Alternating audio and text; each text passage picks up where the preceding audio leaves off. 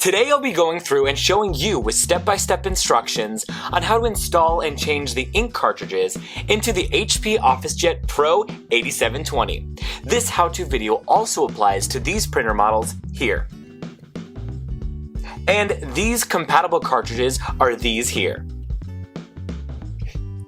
Let's get started. First, you're going to open the printer to access the space where you'll load the ink cartridges in and out. This can be found via an access door behind the screen and below the paper output tray.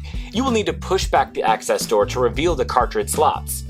If you're installing the ink cartridges on a brand new printer, be sure to remove the placeholder plastic tabs before you try to install the ink cartridges.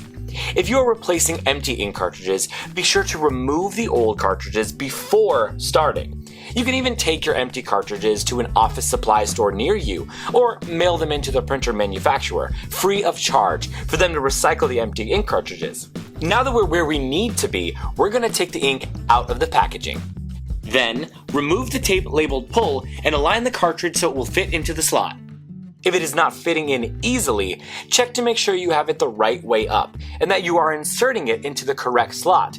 Be careful not to touch the gold contact points on the cartridge or it may damage the cartridge. Simple as pie. Now you've installed one ink cartridge. Now you'll need to install the other colors the same way you just installed that last one. If turned on, the printer should automatically start recognizing the cartridges being in place and process them to begin the printing process. All done. Now you're ready to print.